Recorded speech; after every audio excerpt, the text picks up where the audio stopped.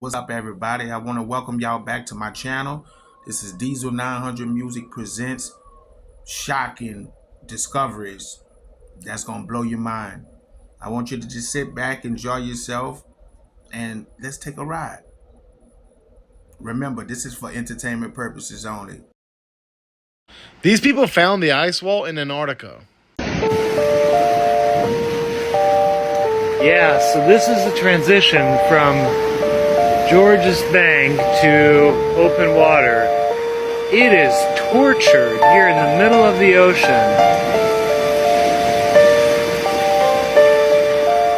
Look, check out this water. And then in a second, this is going to be glassy clear. What the heck? This is crazy.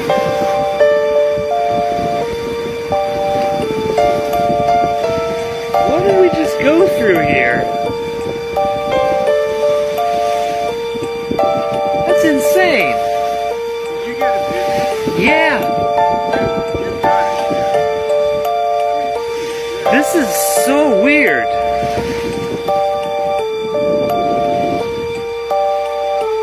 Over there. The bizarre thing is there's like no change in depth. Went from like 57 What? meters to 9 What? and then 50 meters. But I mean, that's like just a different world over there.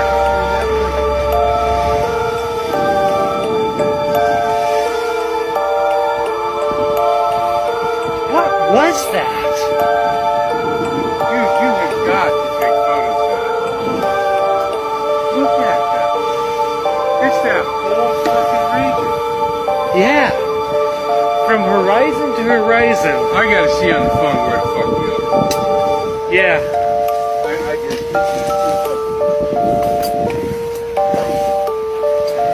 Sorry about that.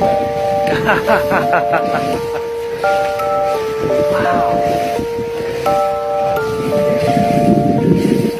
Yeah, now it's just glassy clear.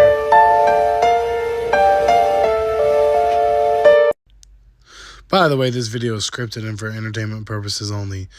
Stay weird. He went beyond the ice wall. What are you talking about? I told you, William Morris, 1785, traversed around the Antarctic Circle until he found it. Summersgate, one of 3 exits along the wall, said that after he went beyond, he was confronted by a massive ship. A guy on the ship asked him what the hell he was doing out here, and after a brief exchange, the man gave William a map and told him to go to the ancestral lands for safety. Said the people inside the wall were tyrannical, that he hadn't seen anybody come out of it in years. So William goes to the ancestral lands. They offer to process him as a citizen, tell him that if he goes back, if the rulers of the inner ice wall find out that he knows about the lands beyond, it could be catastrophic. William spends the next decade in the ancestral lands until he's driven mad and takes all these maps of the real world, brings them back to the inner ice wall, to the Americas, and distributes as many of them as he possibly can. This is where the knowledge of flat Earth came from. My God, I'm a gullible glober. Is down there. Giant monsters. And who are they and why are they here? They're a natural defense mechanism from the planet. They've been here longer than any of us have, or since before the dinosaurs even. These are creatures that go back millions of years potentially and have been living there for a very, very long time. My personal encounter with them is they're highly intelligent, and I guarantee you a living creature that's 200 or 300 feet tall, that's, several 100,000 or 1,000,000 years old, has a consciousness that probably defies understanding from me or you anyway. How long have they been here? Millions of years, but probably even maybe since the beginning of the planet. Could you give me an example of what one of these giants look like? Sure, I've only had one personal experience that I can relate. While I have been briefed on the subject and I could describe a few other things, I only have one personal experience that I was there for, saw with my own eyes, and experienced with my own 5 senses. So if you want to imagine something that resembles a big furry primate, maybe like a sloth that walks on its hands, and is covered with hair that looks like giant dreadlocks. How tall do you think, could you estimate? I would estimate that it was probably between 250 and 300 feet tall.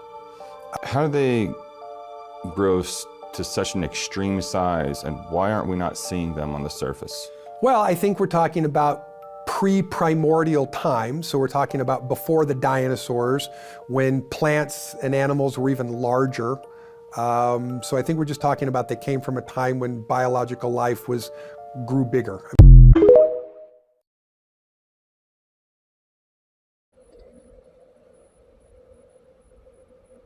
If it's meant for us to go there, God showed me the way. Prepare my heart and my mind for it. You heard me? It looked like it could be like true freedom. You know what I'm saying? Who knows? It's kind of scary because our mind's not really prepared for that if these things existed, because this is only for entertainment purposes only, and we just using our imaginations. We know this place ain't real. We just made it up. In 1947, Admiral Richard E. Byrd, an intrepid American naval officer and famed polar explorer, embarked on an extraordinary mission that would defy all known geography and science. What began as a routine flight over the North Pole soon turned into a journey beyond imagination, as recorded in his secret diary, hidden from the world for decades. On a crisp Arctic morning, Byrd's aircraft soared over the icy expanse, the horizon a blur of white. Suddenly, the instruments began to malfunction, and the plane was enveloped by an otherworldly force. Mysterious flying machines, sleek and silent, flanked his aircraft, guiding it towards an immense opening in the ice. As they descended, the harsh cold gave way to a temperate, verdant landscape, bathed in a golden light. Byrd's eyes widened in disbelief as he beheld a vast inner world, teeming with life. Towering trees, lush valleys, and sparkling rivers stretched out before him, a paradise hidden beneath the Earth's crust. There, he was greeted by the Agartha people, an advanced and enlightened civilization. Tall and graceful, they communicated telepathically, their thoughts clear and profound. They expressed grave concern over humanity's reckless path, particularly the destructive potential of nuclear weapons.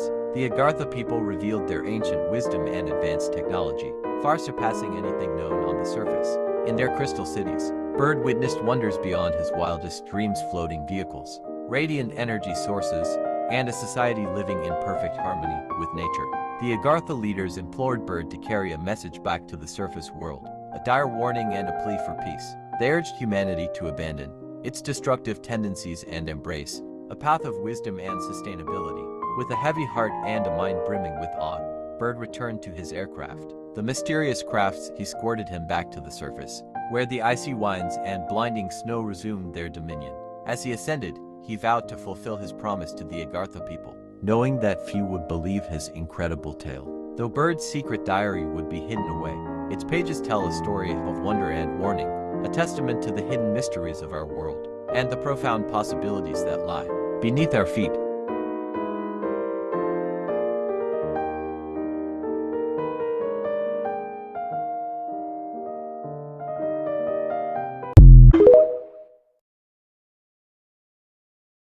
What if I told you that it was a whole nother world that lies right beneath us? And it's called Agartha, or some might even call it the inner earth, hollow earth, whatever you want to call it, but it's real. Let's talk about it. And it is the legendary kingdom that is said to be located in the inner surface of the earth. And this is a really popular common conspiracy because there's so many different books and articles and people from centuries ago that have wrote down and talked about this inner earth theory. And some say the entrance lies somewhere deep in the Himalayas. Some even say that the entrances are at the different poles. And a really big conspiracy is that it's somewhere deep into Antarctica. And that is why Antarctica is such this reserved place and this top secret place that you have to be literally scientist or approved to go there. And it is said that it's created by a race of powerful beings that some people might call the Old Ones. And they're far from humans physically and spiritually, and highly intelligent, and their technology is out of this world, things you couldn't even imagine. And some even believe that descendants from lost civilizations like Atlantis and all those really known, popular, advanced cities that the descendants live in Agartha. But they say the people that live there is aware of everything that's happening on the surface. And all world governments supposedly know about this city. And it's said that Agartha holds millions of people and is ruled by a king, the master. And the kingdom preserved all of its knowledge and all of its advanced technology. It is said they have all kinds of different spacecraft, trees and animals and plants that we have never seen that are literally huge. And that they have all type of different flying spacecraft and vehicles. And it was also stated that Agartha once thrived on the surface once before. But whenever the world became more violent and unstable, the kingdom went underground. And according to legend, it will rise again when the world restores balance and peace. So they'll probably never rise to the surface again because we're probably never gonna have balance and peace. But let me know if y'all want to hear more about Agartha and the inner earth and hollow earth. Now, you and your team went into the inner earth. What was the mission and how did you get there? Well, we used portal technology, and there'd be anywhere from 10 to 15 people in the group. Once you get into the inner earth, how do you move around? Do you walk? Do you drive? What do you do? Yeah, we basically hike the whole way. I mean, it's all on foot. All on foot. I mean, some of these places are so vast. They're many, many, many miles. I know one of the longest ones I remember was about 6 miles in diameter. That's pretty hefty. Yeah, and so yeah, everything's on foot. We do have assistance with special types of robots and other cybernetic type beings. Did everybody have a specific purpose? Yes, everyone had a specific purpose. Some people were teamed up too, as twos. All right. Everyone was always monitored. Everyone kind of always knew where everyone was, but you could actually walk a mile or two in these, these areas, these jungles and these lakes and things like that. And in some lakes, you'd have to be careful because they're very acidic, so you couldn't just go in there. You'd probably burn up. Eat you away. Right? Yeah, and melt right down. I mean, what's the worst thing you've seen there that may have happened to one of your crew members? Did anybody die? Only things I've seen are the videos from past adventurers that have went into these things. So they showed you videos. Oh yeah, we some of this. many. Yeah, before even going into a mission, you get to see all the prior missions. It's part of their training, so you know what to expect. You know what trees not to touch, what animals not to touch, when to run. What is then the most horrendous thing you've seen on video? What did you see? Probably was the lake was pretty bad. Somebody jumped in there? Yeah.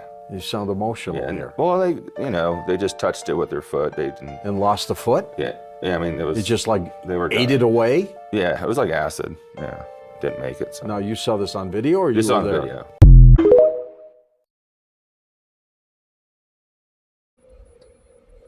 Do y'all think that this place exists? And do you think that is evil, or is it of God, or is it permissible, or maybe it's some forbidden area that's prohibited for us to even think about? Who knows? But they say the truth shall come to the light, and so this is for entertainment purposes only.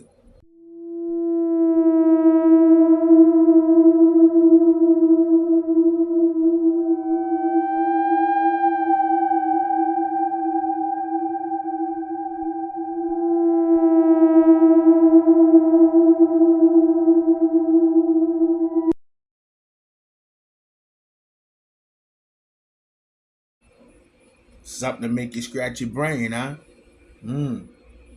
Thank y'all for tuning in to my channel. Please like, share, and subscribe. And please, hit the notification bell so you will be notified anytime I put any type of content out. I have a lot in store for you all. I appreciate all of my supporters, those who genuinely rock with me.